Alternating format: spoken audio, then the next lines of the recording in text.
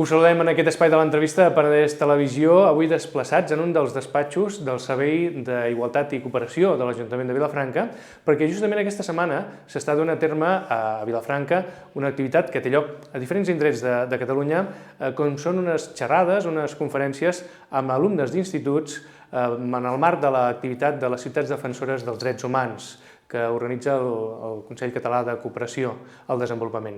I en una d'aquestes visites ha vingut a Vilafranca la Sara López, que és una defensora dels drets humans mexicana y a la que tenemos el gusto de saludar. Sara, gracias por acompañarnos. Buenos días, muchas gracias. Vamos a hablar sobre todo de defender, ¿defender qué exactamente? ¿El territorio, la cultura, las sociedades indígenas en América Latina? Pues la defensa que estamos haciendo yo creo que engloba todo, ¿no? Porque tenemos derecho al agua, derecho a un medio ambiente sano, derecho a la salud, derecho a la tierra y pues el derecho de defender nuestro territorio. Estas actividades que hemos explicado que estáis haciendo en diferentes centros de educación aquí en Cataluña y hace algunos días que las estás realizando, ¿no? No es el primer lugar que visitas Vilafranca, ¿no? No es el primer lugar, ya he visitado varios institutos, no sé cuántos, pero ya unos cuantos, ¿no? Unos cuantos, en todas las semanas, sí. ¿Y cómo ves la reacción de la gente joven de aquí ante tus explicaciones? Ajá, pues mira, pues son jóvenes que tienen como 16, 17 años, pues la mayoría le ha puesto atención. Normalmente los jóvenes, a veces de repente uno piensa que no le ponen interés a lo que se está viviendo, pero yo creo que aquí los jóvenes han estado como muy atentos a la información y sobre todo a mí me ha motivado mucho porque desde que llego me saludan. O sea, como que están familiarizados conmigo, pero porque ya han visto algunos videos con anticipación. Entonces, es la Sara, entonces, y ponen atención. Y traemos un pequeño videito de 13 minutos más o menos sobre los impactos que está generando ahorita este megaproyecto mal llamado Tren Maya. Entonces se dan cuenta de toda la devastación, de toda la deforestación que está haciendo este proyecto. Y pues les interesa, y ya entonces yo cuando les explico y han hecho varias preguntas. Entonces cuando preguntan o hacen comentarios, uno se da cuenta que sí le han puesto interés y les interesa el tema. Claro, le interesa supongo que a todo el mundo, ¿no? Pero sí, especialmente a la gente joven tiene que interesarle porque es su futuro, ¿no? Exacto. Tú, que ya tienes una cierta edad, estás defendiendo el futuro de la gente joven, de la vida, ¿no? Así es lo que les he comentado. Le dije, miren, yo ya con mis 59 años, yo ya voy para abajo. Este es el presente de ustedes y lo que nosotros estamos haciendo es para ustedes los jóvenes, ¿no? Entonces, ustedes tienen que ponerle interés y ser sensibles de defender el territorio, defender todo lo que tiene que ver con el medio ambiente, porque toda la deforestación que están haciendo, por ejemplo, en la reserva de Calakmul, pues es el pulmón del mundo, uno de los pulmones del mundo, entonces nos afecta también, les afecta también a ustedes, no nada más a los mexicanos, sino también a ustedes que aunque vivan en de este otro lado del mundo, también son afectados. Y bueno, sí le están poniendo, le pusieron interés. Espero y de esos 60 salgan 10, 5 defensores, ¿no? Como mínimo, ¿no? Sí, como mínimo. No sé si esto te retrotrae a recuerdos de tu juventud, claro, porque tú empezaste en esto de la defensa de los derechos a su edad, ¿no? A los 14, 15 años. A los 14, 15 años. Claro, me recuerda eso, pero creo que más me recuerdan mis hijos. Pues eran estudiantes, porque ya ahorita ya no están estudiando, ya todos terminaron, entonces, pero me recuerdan que los hijos también estuvieron y están en esta defensa, aunque ahorita un poquito después de la cárcel le bajaron mucho a la guardia, ¿no? Ahora hablaremos también de la cárcel, por donde, por desgracia, has pasado unos meses, ¿no? Pero empecemos por esto, por los 14, 15 años. ¿Qué te llevó a interesarte por esta cuestión y ponerte al frente de un tema que aquí, con nuestra concepción de la cultura democrática, podemos entender que es una cuestión sencilla, defender un territorio, protestar porque hay algunas obras que están haciendo mal al bosque, a la naturaleza, pero esta protesta trasladada en un país de Centroamérica es más complicada, no es tan sencillo, puede costarte incluso la vida, ¿no? La vida, sí. Pues mira, yo empecé a los 14, más bien fue como mi formación política, que empecé desde esa edad con la teología de la liberación, la opción preferencial por los pobres, entonces con sacerdotes jesuitas, entonces yo me estuve formando y llegó al grado de que, pues sí, como a los 17 años más o menos, donde yo nací, nos trasladamos a otro municipio. Bueno, en ese tiempo no era municipio, pero nos trasladamos para allá porque se veía la pobreza que había en la región. En ese tiempo yo me fui a los 18 años con 2 hijos pequeños, uno de 3 y uno de 2 meses. Entonces, la situación que vivimos allá, yo creo que también eso me ayudó mucho a ir creando el nivel de conciencia, porque era, ¿cómo te diré? Para entrar a las comunidades teníamos que entrar a pie, y en tiempo de lluvia, el lodo hasta acá, con los hijos a cuesta, no había agua, hasta la fecha no hay agua en ese municipio. Entonces se vivía una extrema pobreza. Entonces no había luz, no había agua, no había carretera, no había los servicios básicos. Entonces eso también me ayudó, lo que viví junto con las comunidades indígenas, me hizo como comprometerme más al trabajo de la defensa. Entonces en ese trabajo de la defensa pues fueron pasando muchas cosas, la defensa del agua. Después de 12 años de estar ahí, pues Esto estamos hablando todavía de México, ¿no? De México, sí. Pero luego creo que te trasladaste, ahora nos lo explicarás, ¿no? ¿A dónde, Nicaragua. perdón? A Nicaragua. Bueno, a Nicaragua fui estando yo ¿cómo se llama? En Calakmul, en Ixpujil, porque era cuando la guerra y que se ganó la guerra en Nicaragua. Entonces pues había como una solidaridad entre los países, y nosotros, por ser parte de esta rama de la iglesia, fuimos a un trabajo de 3 meses, pero yo no fui al corte de café. Nosotros, o sea, fuimos 2 personas, fuimos al trabajo de las comunidades. Nosotros estuvimos más en las comunidades dando como estos talleres de fortalecimiento por la lucha que ellos habían ganado. Entonces sí, estuve 3 meses en Nicaragua. Y luego lo de la prisión, ¿cómo sucedió?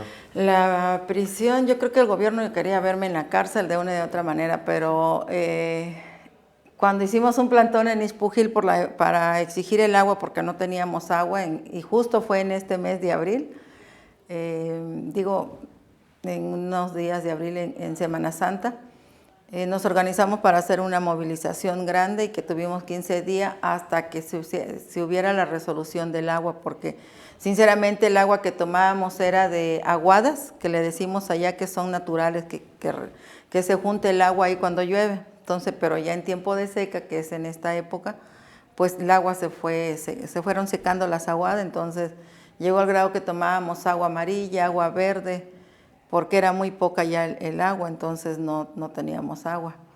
Y a los 15 días llegó el gobierno del estado a darle como solución al problema, ¿no? Entonces, pero no nada más era la defensa, eso, sino también el decreto de la reserva de la biosfera de Calakmul.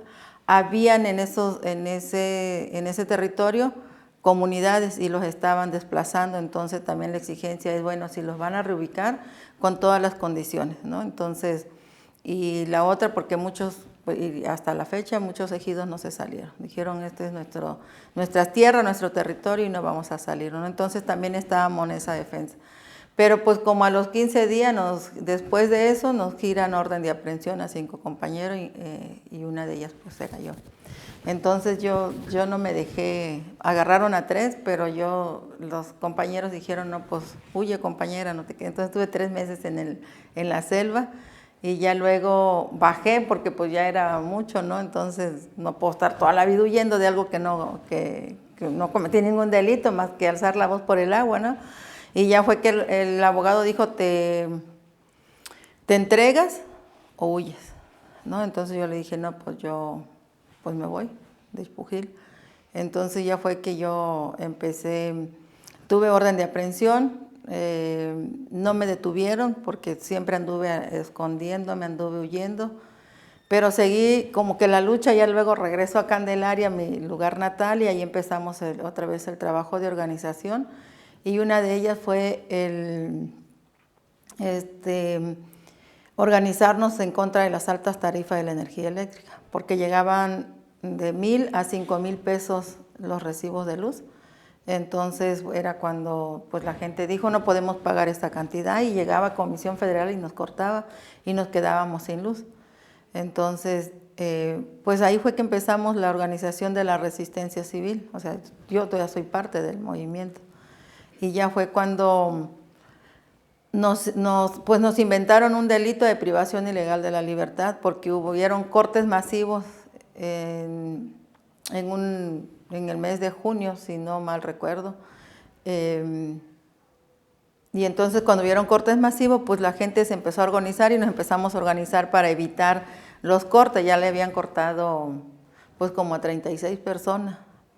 Entonces pues paramos el corte, ¿no? O sea, con la gente, con los de la Comisión Federal. Entonces estuvimos como en una movilización afuera de la oficina de la CFE y pedimos que pues se reinstalara, porque teníamos un documento firmado por ellos donde nos iban a respetar porque hasta que no se solucionaran nuestras demandas. Entonces, pues el encargado empezó a hablar y hablar y hablar, ¿no? Y dijo, no, pues sí, se los vamos a ir a reinstalar a los que les cortaron. Y dijimos, y queremos que vaya usted porque sus trabajadores pues son bien prepotentes. Y dijo, sí, sí voy, pero ya había hablado por teléfono. Y entonces, no, pues vámonos, ¿no? Y entonces él como que me andaba buscando, y como que su mirada luego se fijó y dice, me voy con ella. Y yo me quedé, yo cargaba una camionetita manejando.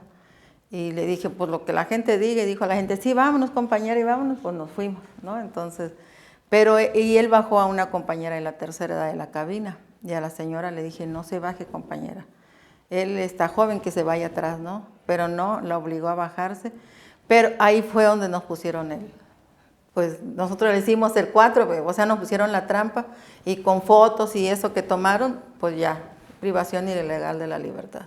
Y a la prisión. Fue a la prisión. Estamos hablando del 2009 aproximadamente. 2009. Y estuviste unos 11 meses en prisión. 11 meses. ¿Y al final hubo apoyo solidario de la gente? No, desde que nos detuvieron. Fueron a las 5 de la mañana que nos detuvieron, y desde ese momento la gente se empezó a organizar. De hecho, la gente se iba a organizar, pero para agarrar a uno de la CFE. Y dijeron, aquí es el trueque, te entrego el tuyo, pero entréguenos el de nosotros, ¿no? Pero cuando me hablan, como a mediodía, para la gente estábamos desaparecidos porque no había información de nada. Y yo pues con esa preocupación pues ya hablé, y ya estaban reunidos y me comentaron eso, y les dije, no hagan eso, le dije, porque nosotros estamos detenidos, y que yo creo que hubiera sido lo mejor y no hubiera tardado 11 meses. Pero bueno, ya lo hecho está. Igual le hubieran pegado un susto, ¿no?, a los de la Comisión Federal. Pero sí estuvimos 11 meses presos, pero sí hubo la solidaridad local, del Estado, nacional y también internacional. Si no hubiera sido por la presión política... quizá estarías en la cárcel todavía. No estuviera aquí, porque era de 15 a 35 años de prisión. Era entonces... con tanta, pues sí, los abogados y las organizaciones, porque ya pertenecíamos a la Red Nacional de Resistencia, entonces pues se movilizaron bastante. Reivindicación por el agua en primero, después, claro, el agua es la lluvia, ¿no? Si hay agua, hay lluvia, y entonces la reivindicación es que el gobierno del Estado haga las instalaciones necesarias para que llegue el agua a la gente. Aquí exacto. Ya veo que esto de la prisión no, pero a la que entramos con las compañías de electricidad o de otro tipo, aquí es más peligroso, aquí puedes acabar en la cárcel o peor, ¿no? O peor, sí. Y después de la lucha por la electricidad, por el precio de la luz, ahora estás metida en otra lucha más grande todavía, este proyecto es muy grande, del Tren Maya. Así es. No, la resistencia aún seguimos. Nosotros tenemos... ahí en el municipio 18 años de no pagar la energía eléctrica, porque nuestra demanda es que la energía eléctrica sea un derecho humano, una tarifa justa y no a la privatización de la energía.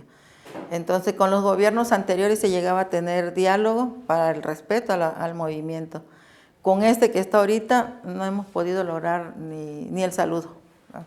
Entonces, y bueno, pero como la Organización de la Resistencia ha tenido visibilidad a nivel nacional y a nivel internacional, entonces viene este megaproyecto del Tren Maya, ¿no? Entonces en el 2019, cuando lo anuncia López Obrador, entonces nosotros nos quedamos un tren, o sea, como que no teníamos y no tenemos toda la información. Entonces hubieron reuniones informativas en la cual asistimos nosotros como pueblo y pues le hacíamos preguntas a las instituciones de gobierno como a Fonatura, al INPI, a empresas que estuvieron ahí, a la Conagua. Entonces, si le decíamos que si ya existía la manifestación de impacto ambiental para saber cuáles eran las afectaciones o si ya tenían ese permiso. Y nos evadían, nunca nos contestaban. Entonces, entre esos otras preguntas, ¿no? Pero nunca nos contestaron, siempre nos evadían. Y al ver todas esas anomalías, pues nosotros metimos una demanda de amparo, que quiero aclarar que no creemos en la justicia de México, pero dijimos vamos a utilizar esta herramienta a ver si pega, ¿no? Con chance.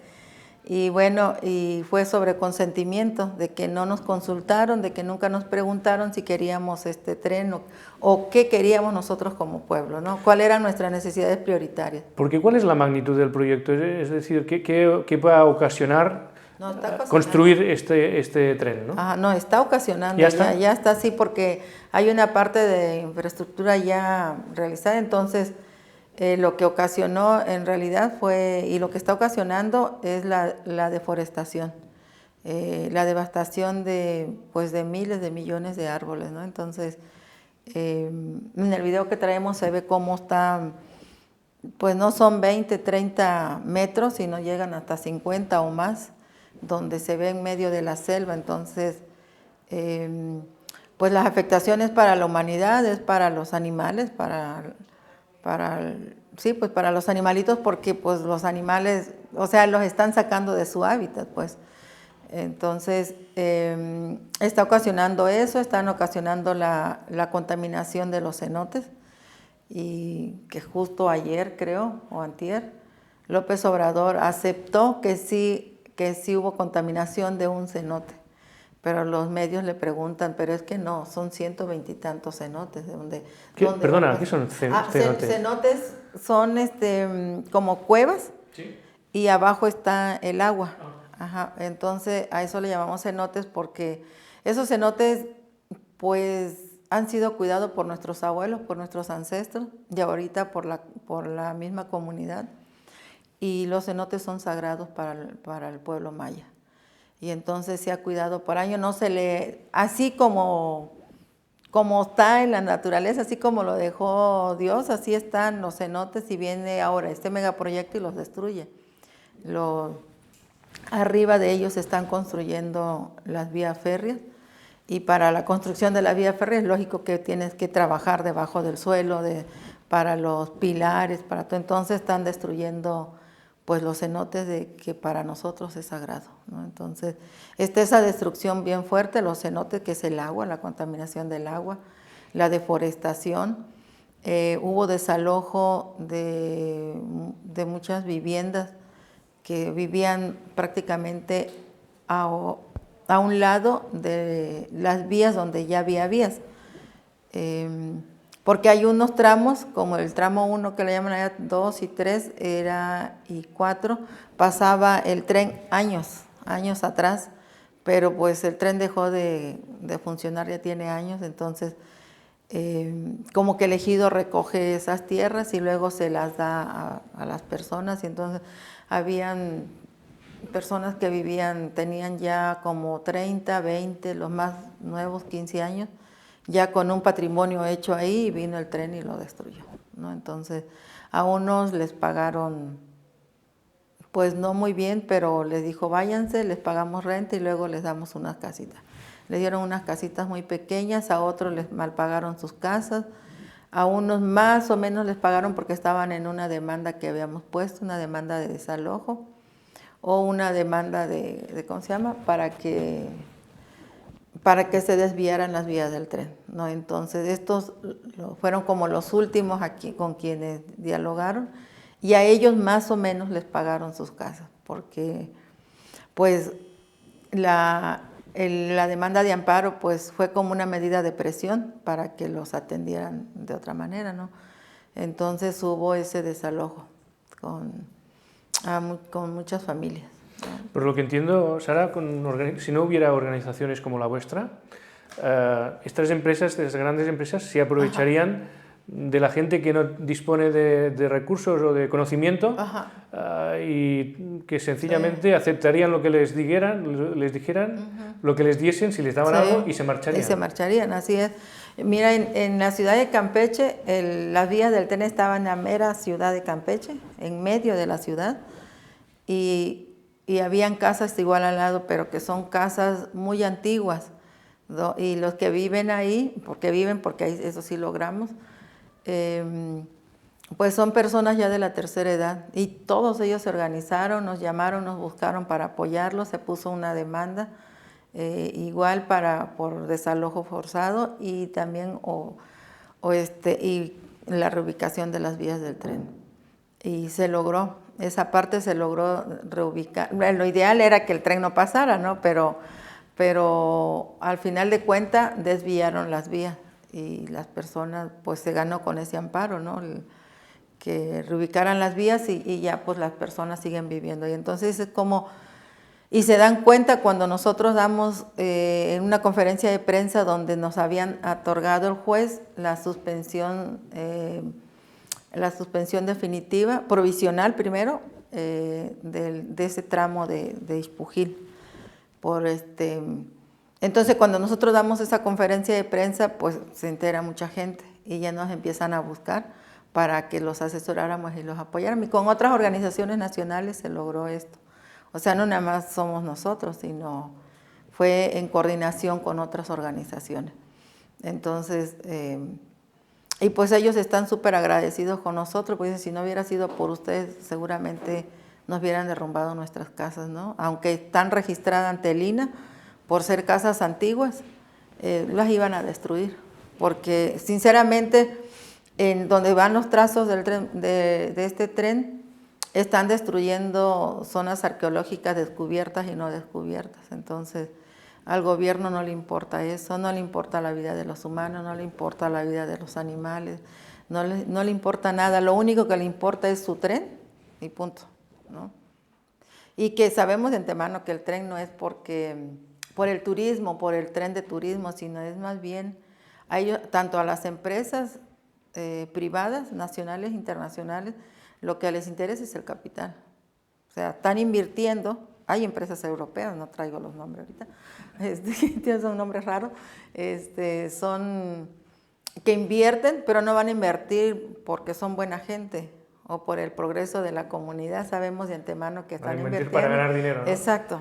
Y nosotros, pues, más pobres cada día, ¿no? ¿Por qué? Porque todo se va encareciendo, se va pues aumentando los productos básicos, se van poniendo día a día más caros por el turismo.